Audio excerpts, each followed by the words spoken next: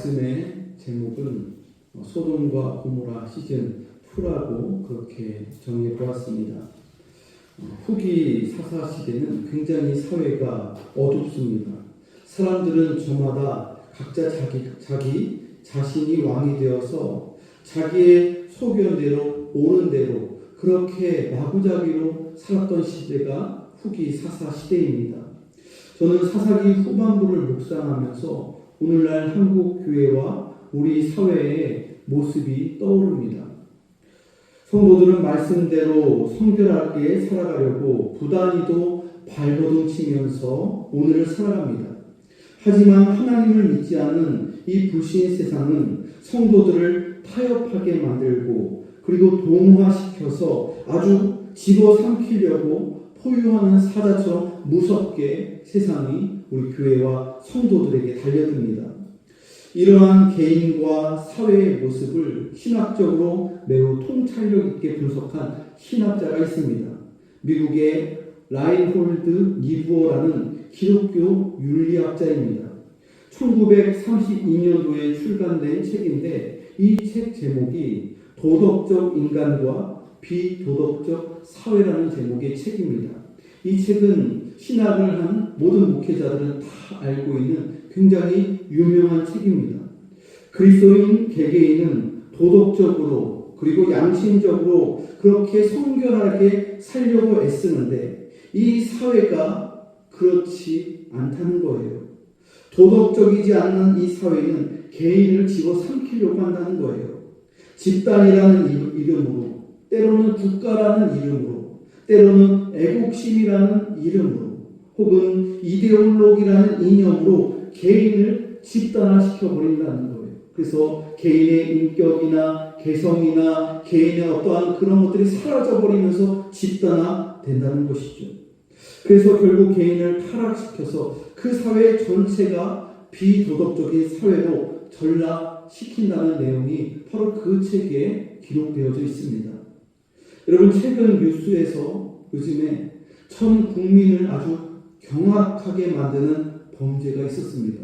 뭐가 떠오르는 게 있으신가요? 여러 개가 있는데 그 중에 굳이 저는 이 이야기를 하고 싶진 않지만 그럼에도 불구하고 오늘 말씀 시간에 꺼내는 이유는 오늘 본문의 사건과 매우 밀접하게 관계가 있기 때문에 이 이야기를 꺼내놓습니다. 논산의 중3 학생이 40대의 엄마뻘 되는 여성을 초등학교로 납치해서 구타하고 그리고 금품을 갈취하고 그리고 협박하고 성폭행까지 하는 매우 악랄한 사건이 있었어요. 그 학생이라고 부르기도 매우 유감스럽습니다. 움직이는 모든 것이 다 범죄였어요. 오토바이도 훔치고 그리고 범행 대상자를 물색하기 위해서 그 오토바이를 끌고서 그 논산시를 그렇게 크지도 않은 동네예요. 거기를 늦은 시간부터 새벽까지 오토바이를 타고 다니면서 범행 대상자를 물색하고 다녔어요. 그리고 술에 취한 한 엄마뻘 되는 여성을 보고서 거짓말로 집에까지 태워주겠다고 그렇게 유인하고 납치하고 폭행하고 그리고 강간하고 협박하고 금품 갈취를 하는 일련의 범죄가 있었습니다. 그 사람은 범죄가 이미 이력이 있는 아이였어요.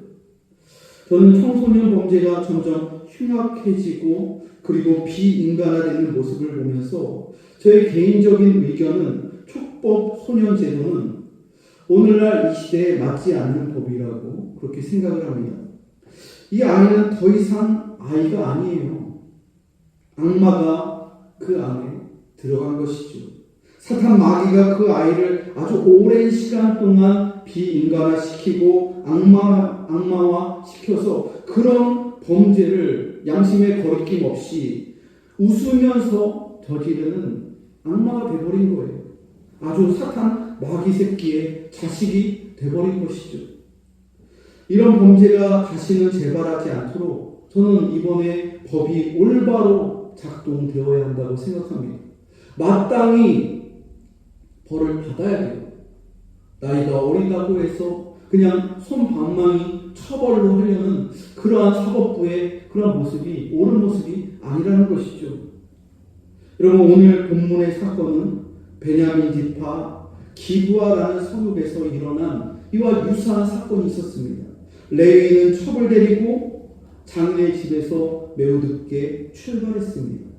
이방 성읍인 여부스를 피해서 이스라엘 사람들의 성인 기브아를 레위인이 선택했어요. 막상 기브아에 도착했지만 아무도 그들을 영접해 주는 사람이 없었습니다. 오늘 15절 말씀 한번 보십시오. 15절 말씀을 함께 읽어보겠습니다. 시작. 기브아에 가서 유숙하려고 그리로 돌아 들어가서 성은 넓은 거리에 앉아 있으나 그를 집으로 영접하여 유숙하게 하는 자가 없었더라. 성읍 넓은 거리에 레위인 일행은 오랜 시간 동안 기다리며 앉아 있었지만 아무도 그들을 환대해 주는 사람이 없었습니다. 나그네를 환대하는 것은 당시 이스라엘뿐만 아니라 그 주변에 있는 모든 나라와 사회에 당연하게 여겨지는 그러한 미덕이었습니다. 아브라함도 부지 중에 나그네를 영접하였는데 그 나그네가 바로 천사였습니다. 롯도 소돔성에서 나그네를 환대하였기 때문에 소돔과 고모라에서 구원을 받을 수가 있었어요. 이처럼 나그네를 영접하고 환대한다는 것은 하나님께 축복을 받는 고귀한 그들의 문화였다는 거예요. 그런데 기브아 성읍 사람들은 단 한 사람도 레위인 일행을 환대하지 않았습니다. 그만큼 그 사회가 각박해졌다는 거예요. 사람 사는 냄새가 나지 않은 그러한 악한 성읍이 되었다는 것을 보여주는 모습입니다. 해가 거의 넘어가기 직전에 한 노인이 밭에서 일을 마치고 자기 집으로 돌아오는 길에 레위인 일행을 보게 되었습니다. 낯선 나그네가 기브아 성읍에 들어온 것이죠.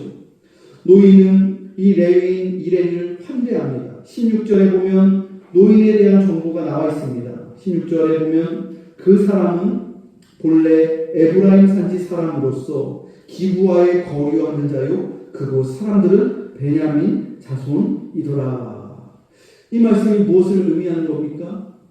이 기브아는 베냐민 자손들, 베냐민 지파의 땅이에요. 그래서 그 기브아 사람들의 그 혈통은 다 베냐민 사람들이에요. 그런데 이 기브아의 에브라임 산지 사람, 이 노인이 에브라임 지파의 사람이었다는 거예요. 이 노인은 베냐민 사람이 아니라는 거예요. 기브아에 거류하지만 이곳 사람이 아니라는 것이죠. 여기서 거류하다라는 히브리어 단어는 구루라고 합니다. 일시적으로 사는 사람을 뜻하는 거예요. 이 노인은 본래 북쪽의 에브라임 산지 사람이에요. 레위인과 고향이 같은 곳이죠. 이 노인은 기브아 사람이 아닌 외지인이었다는 거예요. 기브아 사람들은 단 한 사람도 나그네를 환대하지 않았던 비도덕적인 사회가 되어버린 거예요. 외지인이었던 이 노인이 레위인 일행을 맞이한 것입니다. 여러분, 오늘날 우리 사회도 환대가 사라져버린 비도덕적인 사회가 되어버리고 있습니다. 교회는 어떻습니까? 교회는 환대의 선교를 감당해야 합니다. 하지만 많은 교회들 역시 오늘날 매우 차가워지고 있어요. 싸늘해지고 있습니다. 큰 교회들은 예배 시간마다 수백 명, 수천 명 그렇게 많은 성도들이 예배를 드리다 보니까 그 많은 그 성도들 안에 개개인이 파묻히는 경우가 굉장히 많이 있습니다. 군중 속에 파묻혀서 이름 없이 왔다가 쓸쓸하게 그냥 예배만 한 시간 딱 드리고 그냥 누구와도 인사하지 않고 그냥 돌아가는 거예요. 그 교회에 4주 내내 그렇게 한 달 동안 11시 예배에 참석했지만 아무도 그 사람에게 말 거는 사람, 인사하는 사람이 없었다는 거예요. 다 무관심한 거죠. 여러분, 교회는 예배당을 찾는 나그네 한 사람 한 사람을 따뜻하게 영접해야 할 선교적인 사명이 있습니다. 지나가는 행인이 목이 마르면 물을 주고 또 식당에서 점심 식사할 때 이웃이 혹시 지나가면 밥 한 그릇 나눠줄 수 있는 넉넉한 그러한 인심이 교회에 있어야 됩니다. 화장실이 급하면 불편함 없이 사용할 수 있도록 지나가는 행인들에게 친절하게 교회는 배려해야 할 사명이 있다는 거예요. 교회는 주차장을 사회적인 차원에서 이웃들에게 개방한 것도 환대의 선교입니다. 한 번은 제가 신방 중에 강남에서 사업장 신방을 하다가 주차를 할 때를 찾지 못한 거예요. 그 사업장에 원래 주차장이 있는데 손님들이 다 와서 제가 주차할 곳이 없었어요. 그래서 그 주변을 빙글빙글 보는데 어디에 주차를 해야 될지 그렇게 다니다가 교회를 하나 발견했어요. 꽤 큰 교회였어요. 교회를 보니까 주차 그 게이트가 이렇게 내려왔는데 보니까 그 교회 주차장이 텅 비어 있는 거예요. 또 평일이었기 때문에 예배가 있는 날이 아니라 평일이었기 때문에 그 교회의 주차장에 여유가 있는 거예요. 제가 그 교회 주차장 앞에 가서 내린 다음에 관리인으로 보인 되게 관리 집사님들이 그 일을 유료로 월급을 받아서 서울에서는 그렇게 해요. 그래서 관리 집사님을 주차장 보면서 인사를 하면서 제가 성결교회 목사인데 이 근처에 사업장 신방 때문에 왔는데 제가 딱 한 시간만 예배 드리고 나올 테니까 교회 주차장을 사용할 수 있도록 좀 배려해달라고. 제가 그 시간에 맞는 주차료도, 주차 비용도 지불하겠다고 그렇게 말을 했어요. 차례가 많으니까. 그렇게 말을 했는데 또 비용도 드린다고 얘기를 했는데 단칼에 거절을 당했어요. 그 집사님이 뭐라고 하냐면 우리 교인이 아니면 안 됩니다. 그런 거.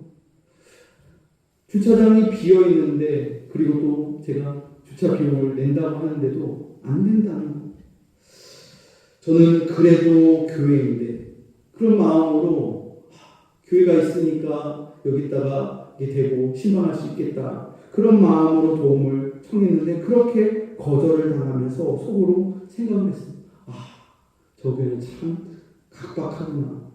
그리고 강남이라는 곳이 이렇게 사람들이 각박하게 살아가는구나. 여러분 함께 더불어 살아가는 세상이잖아요. 저는 중구에 있는 장충당 교회에 있었을 때 거기도 주차를 할 때 주차 요금을 받아요. 그러면 주차 요금을 이렇게 받으면서 할 때 혹시나 다른 교회에서 오거나 성결교회에서 오거나 혹은 또 고향에서 오거나 다른 교회의 교인이 오거나 하면은 제가 주차 집사님에게 얘기를 해요. 누구니까 주차료 받지 않고 마음껏 주차할 수 있도록 그렇게 해주세요. 그렇게 항상 얘기를 했어요. 지방에서 올라오고 지하철을 이용하고 남산을 가거나 어디 병원을 가거나 그렇게 해서 드릴 때 그분들에게 조금이라도 도움이 될 수 있도록 얘기하면 언제든지 얘기해서 그렇게 사용할 수 있도록 그렇게 요청을 했어요. 그게 사람 살아가는 방법이고 그리고 아무리 서울이라고 해도 교회잖아요. 그렇게 해야지 교회가 칭찬을 받고 선교적인 사명을 감당하는 거예요. 때로는 주차장에서 막 주차 때문에 주차료 때문에 시비가 붙어요. 그럼 교회 주차장에서 그 믿지 않는 사람이 주차료를 내는데 그거 갖고서 막 서로 실강이 하는데 언성이 높아지고 그러면은 어떤 글이 올라오냐면 저 교회 가지 마십시오. 저기 교회 주차장 엄청 교회인데 불친절합니다. 그런 이야기들이 막 올라옵니다. 여러분 세상이 점점 각박해지고 있어요. 교회는 세상처럼 각박해지면 안 됩니다. 전도의 사명이 있고 선교적인 사명이 우리들에게 있기 때문에 그렇다는 것이죠. 오늘 본문의 22절 말씀 한번 보십시오. 22절 함께 읽어보겠습니다. 시작. 그들이 마음을 즐겁게 할 때 그 성읍의 불량배들이 그 집을 에워싸고 문을 두들기며 집 주인 노인에게 말하 이르되 내 집에 들어온 사람을 끌어내라. 우리가 그와 관계하리라 하니. 노인이 레위인 일행을 따뜻하게 환대하였습니다. 먹을 것을 주고 씻을 곳을 씻게 그렇게 배려해주고 또 잠잘 곳도 마련해줬어요. 분위기가 매우 좋고 따뜻합니다. 그런데 성읍의 불량배들이 찾아와서 노인의 집을 에워싸면서 문을 부술 듯이 막 두들기고 있는 거예요. 밖에서. 용건이 무엇입니까? 나그네를 내놓으라는 거예요. 그 남자 나그네를 내놓으라는 거예요. 우리가 그와 관계하리라. 용건이 그거예요. 여기서 관계는 성관계를 의미하는 거예요. 강간하겠다는 것이죠. 그 레위인을, 그 남자를 내놓으라는 거예요. 남자와 남자가 관계하겠다는 거예요. 이게 동성이죠. 예전에 제가 신학교 다닐 때 20대 후반인데, 그때 제 후배가 일이 있어서 이태원 근처에서 찜질방에서 잠을 자는데 옆에 모르는 남자가 옆에 누웠다는 거예요. 제 후배도 남자죠, 당연히. 수면실에서 누워있는데 모르는 사람이 이렇게 잠결에 어떤 남자가 바싹 붙더라는 거예요. 그러면서 바싹 붙었는데 체온이 느껴지는데 손으로 자기 몸을 이렇게 막 더듬기 시작했다는 거예요. 순간 온몸에 소름이 돋아서 그 친구가 그 자리에서 벌떡 일어나서 자리를 피했다고 하더라고요. 뭐예요? 동성. 벌써 20년도 더 된 2000년도 초반에 있었던 일이에요. 여러분, 동성애는 성경적으로 볼 때 가장 더러운 죄악입니다. 로마서 말씀을 보면 동성애는 순리, 하나님의 창조 세계의 질서가 순리죠. 자연의 질서가 순리죠. 그런데 이 동성애는 그 순리를 영리로 바꾸어 놓은 자연의 질서를 어지럽히는 매우 사탄적인 죄악이라고 로마서 말씀은 그렇게 증거하고 있어요. 동성애는 순리가 아니에요. 사람 사는 이치가 아니에요. 자연 세계의 질서가 아니에요. 그것을 완전히 뒤바꿔 놓는 거예요. 180도로 바꿔 놓는 거예요. 사람들이 그 동성애에 대해서 얘기할 때 자기는 뭐 유전자가 그렇다, 뭐 DNA가 그렇다, 또 여러 가지 얘기하면서 자기의 성향이 그렇다. 다 죄성이에요. 다 죄성. 포장된 것이지 다 죄성이에요. 여러분, 기부와의 불량배들, 여기서 불량배, 이 히브리어 원어를 보면은 뭐라고 나와 있냐면 이 불량배가 벨리알이라고 나와 있습니다. 따라해볼까요? 벨리알. 벨리알은 사탄의 이름이에요. 사탄 마귀의 또 다른 이름이에요. 그러니까 이 기부와의 동성애를 일삼는 불량배들은 그냥 보통 동네 건달이 아니라 벨리알의 아들들이라는 것이죠. 사탄 마귀의 아들들이라는 거예요. 벨리알의 아들들은 어둠의 자식들입니다. 죄와 불법과 거짓말과 속임수의 아들이 벨리알의 자식들이에요. 유혹과 음란과 방탕과 동성애에 빠져있는 자식들이 다 사탄 마귀의 자식들, 벨리알의 자식들이라는 거예요. 지금 이 기부와 성의 이 건달들, 이 불량자들이 다 사탄 마귀의 어둠의 자식들이고 음란한 자식들이라는 거예요. 여러분, 요즘 연예계에서도 큰 일이 하나 터졌죠. 우리가 다 TV에서 영화에서 보는 그런 탑스타가 마약과 유흥 때문에 지금 큰 일에 휘말렸어요.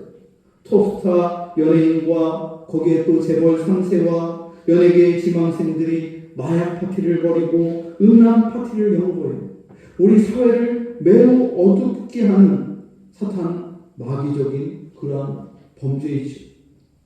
여러분, 이 위기의 상황을 집주인 노인과 레위인이 어떻게 극복했을까요? 막 벨리알의 자식들이 와갖고서 레위인을 내놔라 그러면서 막 문을 부수려고 하는 거예요. 막 살기가 등등해서 이들이 흥분해서 내놓지 않으면 다 그냥 그 집안에 있는 사람을 다 능욕하고 다 살해할 것 같은 분위기. 집주인은 손님을 보호하기 위해서 나름대로 노력을 해보았습니다. 이 노인은 자기의 처녀딸과 레위인의 첩이 있으니까 이 레위인은 건들지 말고 이 여성들은 마음대로 해도 된다고 그렇게 제안을 하는 거예요. 마치 소돔성에서 롯이 대응한 것과 똑같죠. 롯이 이 나그네 천사들인지 모르고 이 나그네의 생명을 보호하기 위해서 자기에게 처녀딸 둘이 있으니까 이 처녀딸을 마음껏 니네들이 그렇게 상관하고 이 손님들은 내버려 두십시오. 그것과 똑같은 그런 대응 방식이. 그런데 이 말을 들었는데도 진정하지 않고 이 무리들은 더 난폭해졌습니다. 정욕의 눈이 어두워져서 짐승처럼 날뛰고 있는 거예요. 문을 부술 것 같습니다. 그들의 요구를 들어주지 않으면 모든 사람들이 능욕을 당하고 살인까지 당할 것 같은 그런 험악한 분위기가 발생하고 있는 거예요. 레위인은 자기 목숨을 부지하겠다고 첩을 바깥으로 내몰았습니다. 첩은 무서워서 바들바들 떨고 있는데 레위인은 억지로 자기 첩을 붙잡아서 바깥으로 그냥 내던져 버린 거예요. 그리고 문을 잠가버렸어요. 마치 수많은 늑대에게 양 한 마리를 던져주는 것과 같은 것이죠. 자기 한 몸 살겠다고 자기의 아내이자 첩을 그렇게 내준 거예요. 레위인과 노인의 집은 안전했지만 첩은 어떻게 됐을까요? 그 결과는 말할 수 없을 정도로 너무나도 처참했습니다. 참으로 안쓰러웠습니다. 이 여성이 당한 능욕은 너무나도 비인간적인 일이었습니다. 25절에 보면 자세히 나와 있는데 그 여자와 관계하였고 밤새도록 그 여자를 능욕하다가 새벽 미명에 놓은지라. 또 26절에 보면 시간이 나와 있는데 동틀 때 그리고 밝기까지 범죄의 시간을 알려주고 있는 거예요. 이 죄악이 얼마나 오랜 시간 지속됐고 얼마나 그렇게 심한 범죄였는지를 시간적으로 알려주는데 밤새도록 새벽 미명에 동틀 때 밝기까지 그렇게 이 베일리알의 자식들이 한 여성을 그렇게 능욕한 거예요. 그 오랜 시간 동안 그러면 그 집안에 있었던 레위인과 그리고 그 노인은 뭐하고 있었던 거예요? 구할 수 있는 시간이 있었는데 문을 열고 그 여인이 죽어갈 때 그 목숨을 살릴 수 있는 시간도 충분히 있었는데 그냥 문 잠그고 나몰라라 했다는 것이죠. 이 불쌍한 여인은 집안에 들어오려고 문 지방을 붙잡고 그 앞에서 엎드러져서 그렇게 죽어 있었습니다. 레위인은 무엇하고 있었습니까? 문에 빗장을 걸어놓고 잠만 자고 있었어요. 편하게 자기 안전만 생각하고 잠만 자고 있었다는 거예요. 자기 아내이자 첩이 능욕을 당하고 있는데 레위인은 자기의 안전만 생각하고 문을 걸어 잠그고 평안하게 아무 일 없는 것처럼 잠만 자고 있었다는 것이죠. 여러분, 이 레위인은 매우 비양심적이고 매우 이기적이고 매우 비겁한 사람이었습니다. 오늘 본문에 많은 악인들이 등장하는데 그 악인 중에 가장 큰 악인이 바로 이 레위인이에요. 레위인은 이러한 사태를 막을 수 있는 유일한 사람이었습니다. 만일에 기부하의 불량배들에게 자기 첩을 내어주는 것이 아니라 큰 소리로 호통을 치면서 그 사람들을 야단쳤더라면 어땠을까요?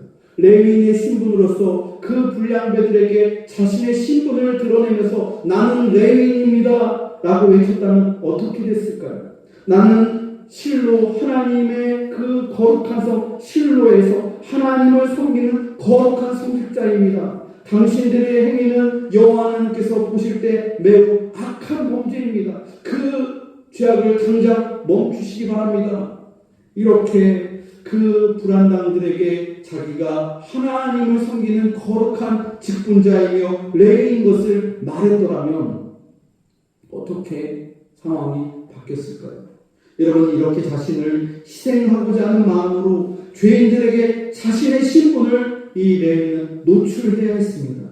자신이 능욕을 당할지언정 자신이 희생해야 하고 자신의 신분을 그들에게 밝혀야 했어요. 하지만 레위인은 자신의 신분을 끝까지 밝히지 않았습니다. 왜 그랬을까요? 왜 자기를 당당하게 그 사람들 앞에 레위인이라고 얘기하지 않았을까요? 레위인으로서 떳떳하지 못했기 때문에 그런 거예요. 그래서 자신의 신분을 감추는 거예요. 여러분, 요즘 MZ세대들이라고 하죠. MZ세대들, 젊은 세대들, MZ세대들이 목회자들도 요즘 MZ세대들이 있습니다. 이 MZ세대들 20대 후반, 30대 후반까지의 MZ세대들, 목사들, 또 전도사들 제가 많이 같이 사역하면서 또 코칭도 해주고 같이 동역도 했었는데 MZ세대 다 그런 건 아니에요. 그런데 일부의 MZ세대들 목회자들이 교회와 세상에서 다르게 행동하고 다르게 살아가는 그런 친구들이 있더라고요. 교회에서 퇴근 시간이 되면 퇴근 시간이 딱 됐어요. 그러면 칼퇴근하는 건 물론이고 교회 안에서 엘리베이터 안에서 만나도 인사를 안 하는 거예요. 성도들에게 인사도 안 하고 장로님에게 인사도 안 하고 퇴근 시간 딱 됐다는 거죠. 선임 목사님 저를 봐도 인사를 안 하고 그냥 가는 거예요. 끝났다고. 교회와 사회에서 이중적으로 살아가는 친구들이 있어요. 이런 사고방식을 가진 친구와 한번 카페에서 여러 교육자들과 함께 커피를 마셨는데 같이 이렇게 얘기 나누고 커피 마시고 또 디저트를 먹다가 그 친구가 자기 실수로 이 커피를 이 테이블에 쏟은 거예요. 흘러갖고 커피가 흘러갖고 그 커피에 그게 이 테이블뿐만 아니라 바닥에 떨어진 거죠. 그래서 저와 옆에 있던 교육자가 같이 티슈로 황급히 이렇게 닦는데 그거를 흘린 당사자인 이 전도사는 가만히 있는 거예요.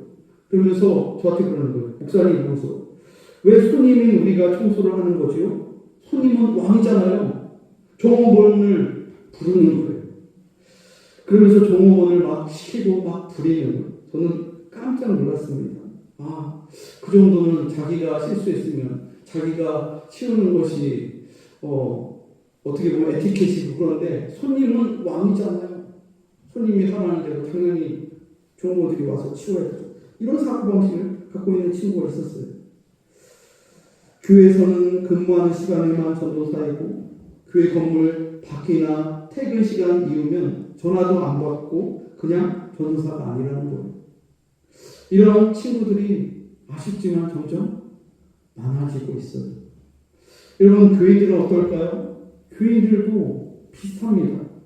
자신의 신분을 감추는 거예요. 사회에서 살아가면서 나 크리스찬입니다. 이거를 드러내기가 쉽지가 않아요. 학생들 역시 마찬가지예요. 대학생들, 청소년들, 자기가 교회 다니는 것, 또 직분자의 자녀라는 것, 크리스찬이라는 것을 사회에서 감추고 굳이 얘기하지 않고 노출시키지 않고 살아가는 그러한 모습들이 많아요. 평소에 술이나 퍼마시고 음담패설이나 같이 친구들과 늘어놓다가 결정적인 순간에 저 교회 다닙니다. 저 집사입니다. 이렇게 말했다가는 세상 사람들에게 욕먹기 딱 십상이죠. 이런 분위기가 점점 많아지고 있다는 거예요. 지금 레인이 꼭 이 꼴이에요. 이 꼴. 여러분 28절의 말씀을 보면 이렇게 나와 있습니다. 함께 28절 읽어보겠습니다. 시작. 그에게 이르되 일어나라 우리가 떠나가자 하나 아무 대답이 없는지라 이에 그 시체를 나귀에 싣고 행하여 자기 곳에 돌아가서 레위는 이 범죄의 도시 기브아에서 아무 말도 하지 않고 조용히 첩의 시체를 자기 나귀에 싣고서 서둘러서 그 성읍을 떠났습니다. 아무 일도 아니라는 듯이 조용히 시신을 수습하고 자기 집으로 돌아간 거예요. 그러나 자기 집에 도착하자마자 레이는 무시무시한 짓을 저질렀습니다. 그 첩의 시체를 12토막으로 잘라서 각 지파에 이스라엘 지파에 보낸 거예요. 갑자기 여자 시체를 한 토막씩 받은 지파들이 얼마나 경악했습니까? 어디는 왼쪽 손을 받고 어디는 오른쪽 손을 받고 어디는 발을 받고 어디는 머리를 받고 끔찍하게 사람 토막을 내서 편지로 보낸 것. 여러분 말로만 듣는 것과 이것은 토막난 시체를 보는 것은 하늘과 땅처럼 엄청난 차이가 있습니다. 그냥 말로만 한 게 아니라 그 사체를 이스라엘 온 지파에 다 보낸 거예요. 내가 이런 일을 당했다. 내가 이러한 수치를 당했다. 기브아 사람들 베냐민 지파를 가만두면 안 된다. 내 아내를 이렇게 욕을 보였다. 이렇게 편지를 보낸 거예요. 그러면서 저들에게 복수해야 된다. 이렇게 전쟁을 이 레위인이 이 불의한 레위인이 선동을 한 것이죠. 여러분 30절 말씀 한번 봅시다. 마지막으로 30절 말씀 읽겠습니다. 시작. 그것을 보는 자가 다 이르되 이스라엘 자손이 애굽 땅에서 올라온 날부터 오늘날까지 이런 일이 일어나지도 아니하였고 보지도 못하였도다. 이 일을 생각하고 상의한 후에 말하자 하니라. 이 사건 때문에 이스라엘이 완전히 다 발칵 뒤집혔어요. 전 국민이 다 경악하는 거예요. 이런 일이 지금까지 일어난 적도 없었고 이런 일을 보지도 못했다고 사람들은 말을 하는 거예요. 여러분, 설교 초반에 제가 논산에서 일어난 사건 역시 이와 비슷한 맥락이에요. 그런 일은 일어나면 안 되는 일이었어요. 벨리알은 여러분 때려서 잡는 수밖에 없어요. 사탄 마귀는 그냥 하나님의 법으로 엄중하게 다스려야 됩니다. 여러분, 첩을 12 토막을 낸 레위인 역시 벨리알입니다. 레위인의 자격이 없는 비인간적이고 비도덕적인 사람입니다. 이 한 사람의 탈선 때문에 한 여성이 처참하게 능욕을 당했습니다. 레위인은 자기의 지위를 이용해서 기부한 사람들에게 복수를 감행합니다. 자기의 지위를 드러내야 할 때 드러내지 않고 드러내지 말아야 할 때 지금 드러내고 있는 거예요. 결국 레위인 한 사람의 탈선 때문에 이스라엘 11개 지파와 베냐민 지파 간의 전쟁으로 이 일이 확산되는 거예요. 그리고 이 한 사람 때문에 한 지파 전체가 거의 다 몰살되는 상황까지 그렇게 치닫게 되는 그런 전쟁의 비극까지 이루어지는 것을 보게 됩니다. 저는 오늘 이 무거운 말씀을 로마서 13장 12절로 14절 말씀으로 오늘 설교의 말씀을 매듭을 짓고자 합니다. 밤이 깊고 낮이 가까웠으니 그러므로 우리가 어둠의 일을 벗고 빛의 갑옷을 입자.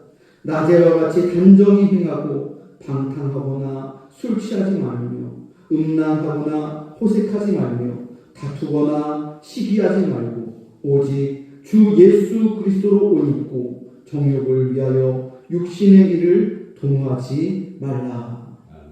사랑하는 성도 여러분, 어두운 세상을 살아가면서 어두움에 속하지 마시고 빛의 자녀로 살아가시기를 축원합니다. 세속의 옷을 입지 마시고 예수 그리스도로 옷 입으시고 주님의 이름으로 성결하게 거룩하게 살아가는 우리 공동교회 모든 성도들이 다 되시기를 주님의 이름으로 축원합니다.